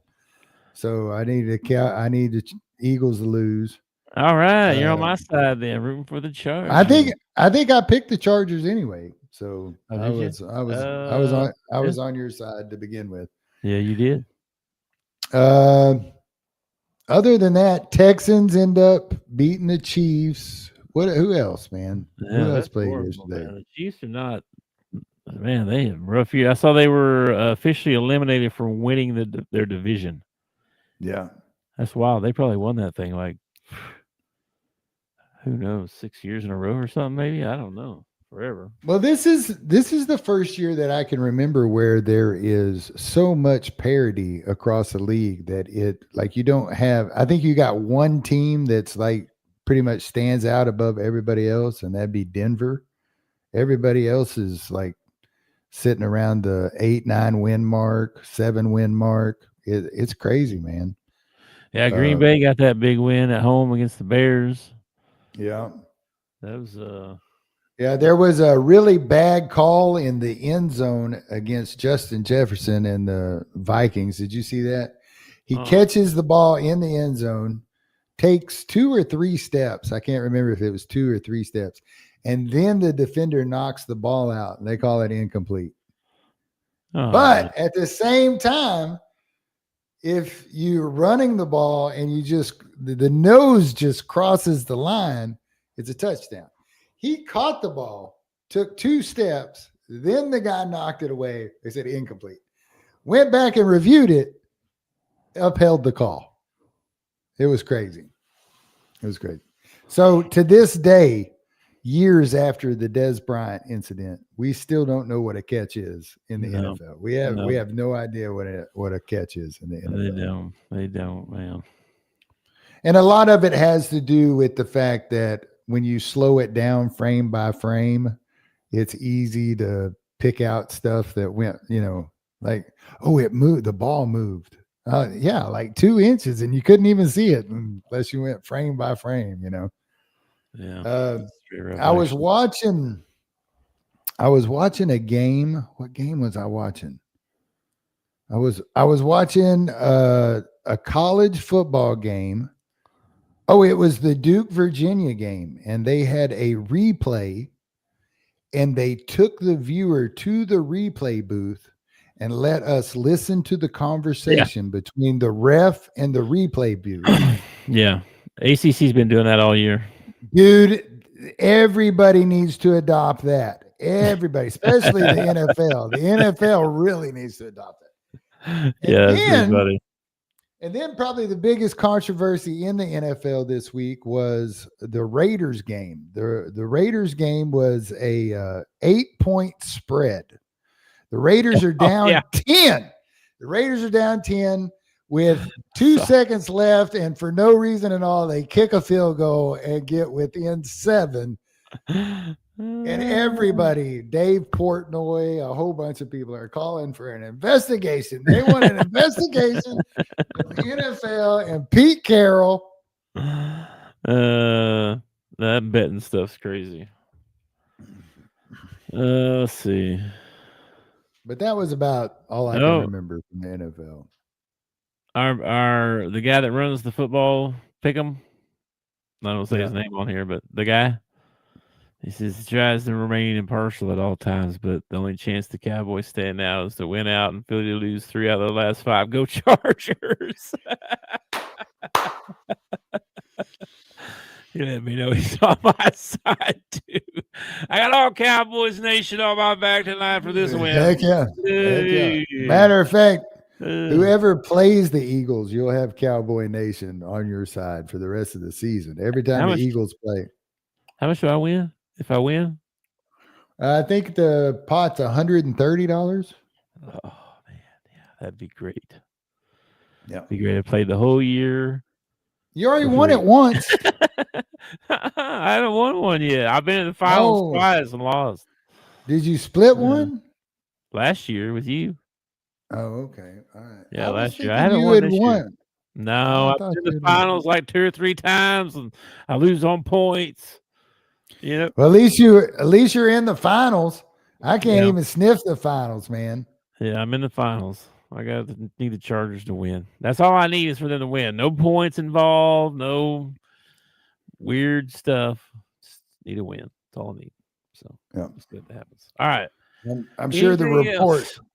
I'm sure the report will come out any minute that Justin Herbert is not playing in the game. He's hurt. No. I hope not. Actually, I did see their rookie running back was supposed to be back.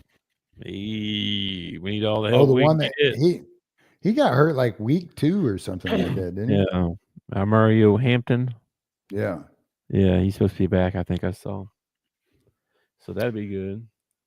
All right, dude. Well, before we get off here, we do need to remember it, your mental health. If y'all are struggling, if this college football playoff thing has just totally wrecked your mind and you just want to harm yourself or somebody else over it, just call 988.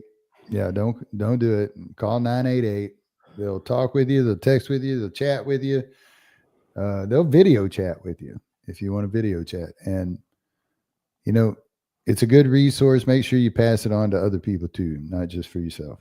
So anything else, my man? No, sir. I believe that's it. We got some football tonight.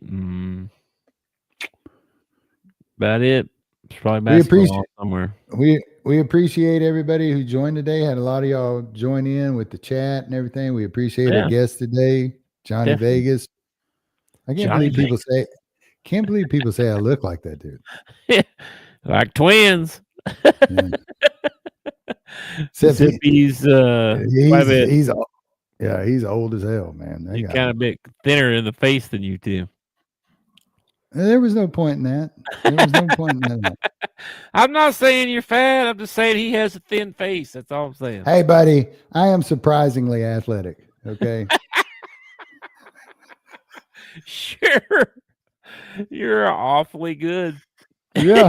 You're really awfully good. Yeah, I am. I'm grossly unremarkable is what I am. Awfully good. Grossly unremarkable. That sounds like it's some burn in the 3rd grade when you tell. Oh yeah, man, you're grossly unremarkable. You're gross. You're not just unremarkable. You are grossly unremarkable. Oh my gosh. All right, man. Let's get out of here. We made it 2 hours. That's crazy. That is crazy. And I will catch you on the flippy flop. All right, I gotta go cook some dinner. I'll talk to you later, man. All right, peace out. Thanks for watching our show. Remember to subscribe for more shows on the network. Smash the like button, share, and comment.